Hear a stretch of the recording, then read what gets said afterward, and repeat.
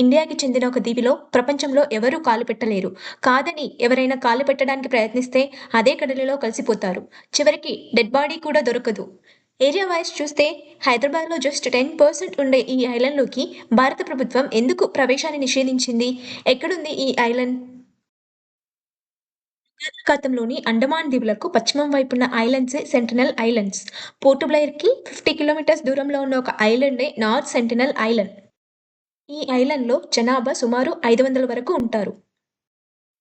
Tsunami వచ్చినప్పుడు ఇంత technology ఉన్న జపాన్ లాంటి దేశాలే తట్టుకోలేకపోయినాయి. అలాంటిది వీళ్ళు ఏం టెక్నాలజీ లేకపోయినా సునామీ నుండి కూడా సర్వైవ్ అయ్యారు. అదెలా తెలిసింది అంటే ఇండియన్ గవర్నమెంట్ వీళ్ళు సునామీ నుంచి సర్వైవ్ అయ్యారా లేదా అని తెలుసుకోవడానికి ఒక హెలికాప్టర్‌ని ఈ ఐలాండ్ మీదకి పంపింది. ఈ ఐలాండ్ మీద హెలికాప్టర్ కొంచెం కిందకి దిగగానే ఈ ఐలాండ్‌లో ఉండే సెంటినల్స్ హెలికాప్టర్‌ని బాణాలతో అటాక్ చేశారు. అలా తెలిసింది వీళ్ళు సునామీ నుండి కూడా సర్వైవ్ అయ్యారని. ఎందుకు ఇండియన్ గవర్నమెంట్ వాటర్ ట్రాన్స్‌పోర్ట్‌ని వాడకుండా హెలికాప్టర్‌ను పంపింది? ఈ ఐలాండ్‌కి first contact through water transport ద్వారా 1867లో జరిగింది. 1867లో ఇండియా బ్రిటిష్ వాళ్ళ పాలనలో ఉండేది.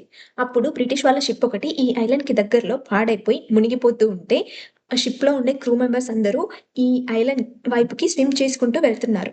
అప్పుడు సెంటినల్స్ వీళ్ళపై అటాక్ చేస్తూ రెస్క్యూ షిప్ వచ్చేంత వరకు అటాక్ చేస్తూ వీళ్ళని ఐలాండ్‌లోకి ఎంటర్ కానివ్వలేదు. ఈ టైంలోనే బ్రిటిష్ గవర్నమెంట్ అండమాన్ ఐలాండ్‌లో ఉన్న ట్రైబ్స్ గురించి, వాళ్ళ కల్చర్ గురించి రీసెర్చ్ చేసి తెలుసుకోమని ఎంవి పోర్ట్‌మన్ అనే ఒక ఆఫీసర్‌ని అపాయింట్ చేసి అండమాన్ ఐలాండ్స్‌కి పంపారు. తను సెంటినల్స్ గురించి తెలుసుకోవడానికి అండమాన్‌లోని జరావాస్ అనే ట్రైబ్స్‌తో కలిసి నార్త్ సెంటినల్ ఐలాండ్‌కి వెళ్లారు. కానీ సెంటినల్స్ వీళ్ళని అటాక్ చేసి ఐలాండ్‌లోకి ఎంటర్ కానివ్వలేదు. ఇతను అండమాన్ ఐలాండ్‌లో ఉన్న అన్ని ట్రైబ్స్ గురించి తెలుసుకొని 2 వాల్యూమ్స్‌లో బుక్ కూడా రాశారు. 1880లో ఎంవి పోర్ట్‌మన్ ఈ ఐలాండ్ నుంచి ఇద్దరు పెద్దవాళ్ళు, నలుగురు పిల్లల్ని కిడ్నాప్ చేసి పోర్ట్ బ్లెయిర్‌కి తీసుకొచ్చాడు. తీసుకొచ్చిన 2 రోజులకే పెద్దవాళ్ళిద్దరూ చనిపోయారు. ఎందుకంటే 60,000 ఇయర్స్ నుంచి వీళ్ళు ఐసోలేటెడ్‌గా ఉండడం వల్ల వీళ్ళలో ఇమ్యూనిటీ తక్కువగా ఉంది. ఎందుకంటే వీళ్ళు ఏ డిసీజ్‌కి ఎక్స్‌పోజ్ అవ్వలేదు కాబట్టి బాక్టీరియా, వైరస్ లాంటి వాటికి అగైనెస్ట్‌గా ఉండే యాంటీబాడీస్ వీళ్ళ బాడీలో లేవు. మనకి యూజువల్‌గా వచ్చే దగ్గు, జలుబు లాంటివి కూడా వీళ్ళకి ప్రాణాంతకంగా ఉంటాయి. పోర్ట్‌మన్ ఆ నలుగురు పిల్లలకి గిఫ్ట్స్ ఇచ్చి ఐలాండ్‌కి రిటర్న్ పంపాడు. రిటర్న్ వెళ్ళిన తర్వాత ఆ నలుగురు పిల్లలకు ఏమైందో తెలియదు కానీ, ఈ ఇన్సిడెంట్ జరిగిన తర్వాత సెంటినల్స్ ఈ ఐలాండ్‌కి దగ్గరలో ఎవరైనా ప్రయాణించినా కూడా అటాక్ చేయడం మొదలుపెట్టారు. ఇండిపెండెన్స్ వచ్చిన తర్వాత 1974లో ఇండియన్ గవర్నమెంట్ ఇండియాలో ఉన్న రకరకాల లాంగ్వేజెస్ అండ్ కల్చర్స్ గురించి తెలుసుకోవడానికి, రీసెర్చ్ చేయడానికి త్రిలోక్‌నాథ్ పండిట్ అనే ఆంథ్రోపోలాజిస్ట్‌ని అపాయింట్ చేసింది. త్రిలోక్‌నాథ్ అండ్ టీమ్ ఈ ఐలాండ్‌కి డైరెక్ట్‌గా వెళ్ళకుండా ఈ ఐలాండ్ ఒడ్డున కొన్ని కోకోనట్స్ అండ్ గిఫ్ట్స్ పెట్టి దూరంగా వచ్చి షిప్‌లో నుండి అబ్జర్వ్ చేస్తున్నారు.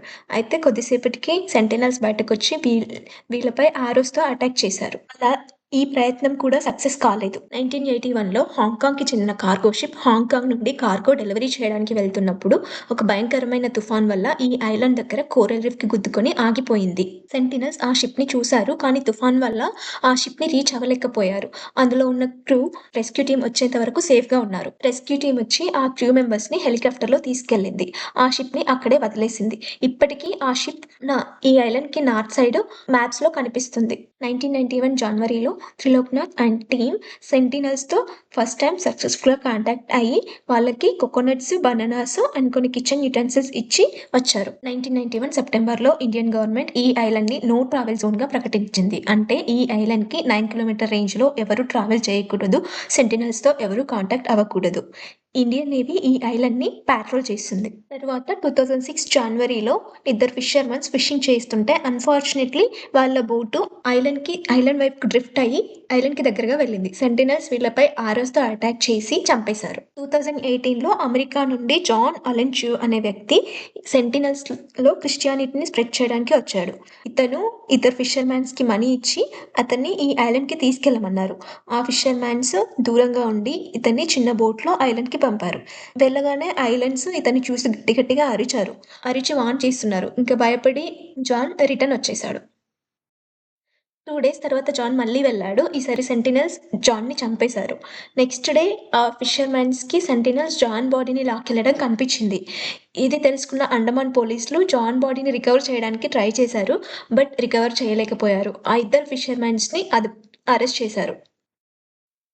రీసెంట్‌గా మార్చ్ 2025లో యూఎస్ నుంచి ఒక యూట్యూబరు వ్యూస్ కోసము ఇల్లీగల్‌గా ఈ ఐలాండ్‌కెళ్ళి ఈ ఐలాండ్‌లో ఒక కోకోనట్స్ ఉంచేసి ఈ ఐలాండ్ నుంచి మట్టి శాంపుల్‌ని తీసుకొనొచ్చాడు.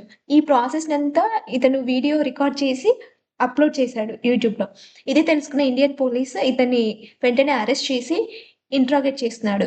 ఇఫ్ ఇన్ కేస్ ఇతను సెంటినెల్స్‌తో కాంటాక్ట్ అయ్యాడు అని తెలిస్తే ఇతనికి 8 ఇయర్స్ 8 ఇయర్స్ శిక్ష పడే అవకాశం ఉంది.